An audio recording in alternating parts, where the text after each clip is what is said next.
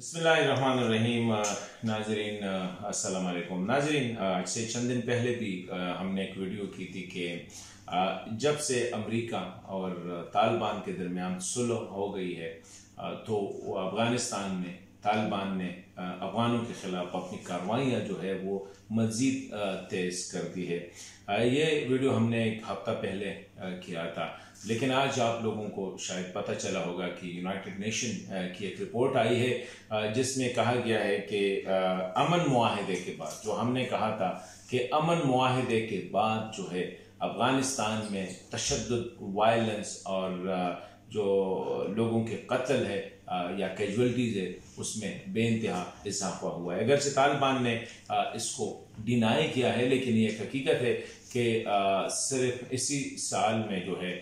ये जो 3 महीने हैं, जनवरी, फरवरी, मार्च, जो 3 महीने फर्स्ट, इसमें तकरीबन 500 की सिविलियन कैजुअलिटी यानी आम लोग जो है वो मर चुके हैं और तकरीबन 700 से लेकर 1000 तक जो है वो जख्मी हुए हैं। ये लेवल ऑफ वायलेंस है। और इसमें ये भी बात है कि फरवरी में जब 29 फरवरी को ये एग्रीमेंट साइन होना था अमेरिका और तालिबान के दरमियान, तो उससे पहले तकरीबन 10 दिन जो है वो सीज फायर का ऐलान हुआ था। तो उससे लग ऐसा रहा था कि एक तो वायलेंस में, जो ओवरऑल वायलेंस में कमी भी आई थी और लोगों के एक उम्मीद भी पैदा हुआ था कि इंशाल्लाह अभी आगे जाके 10 मार्च को अगर बैनुल अफ़गानी मुज़ाकरात शुरू होने हैं तो इससे ये जो वायलेंस या तशद्दुद के बगैर जो अफ़गानिस्तान है ये सिलसिला थोड़ा आगे चलेगा। लेकिन बदकिस्मती देखिए कि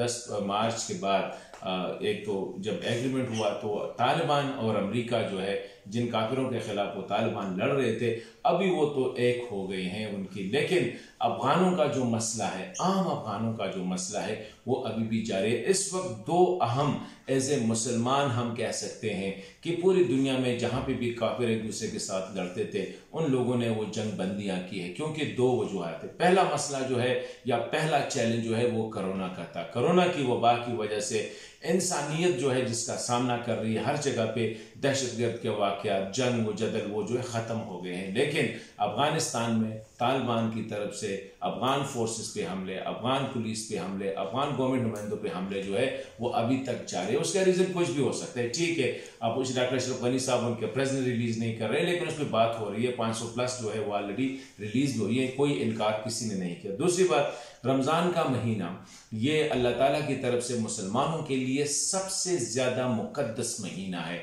तो अगर एक बंदा अपने आप को मुसलमान कहता है और इस मुक़द्दस महीने में जिसको शहर रमज़ान जो है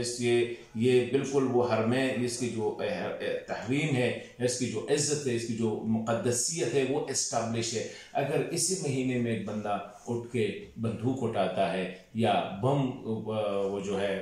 ब्लास्ट करता है या अटैक करता है और अपने ही मुसलमान भाई को, जो कि उसी हालत में, रोज़े की हालत में है या इफ्तारी की हालत में है या जो है सहरी की हालत में, उसको कत्ल कर दे, तो मेरे ख्याल में इससे साबित हो रहा है कि अफ़गानिस्तान में जंग जो होती है वो ना इस्लाम के लिए होती है ना अफ़गानिस्तान के लिए होती है। अफ़गानिस्तान में जंग जो होती है उनका एक ही मुद्दा होता है कि ज़्यादा से ज़्यादा अफ़गानों को कत्ल किया जा सके। और ये जितने भी कॉल्स तालिबान को, अभी रिसेंटली UN ने दोबारा कॉल की, डॉक्टर अशरफ गनी ने भी कहा कि कम से कम इस महीने की तकद्दुस की खातिर जो है ये जंग बंदी की जाए, और इन मुसलमानों ने जो इस्लाम के नाम पे लड़ते हैं ने टोटल इनकार किया है।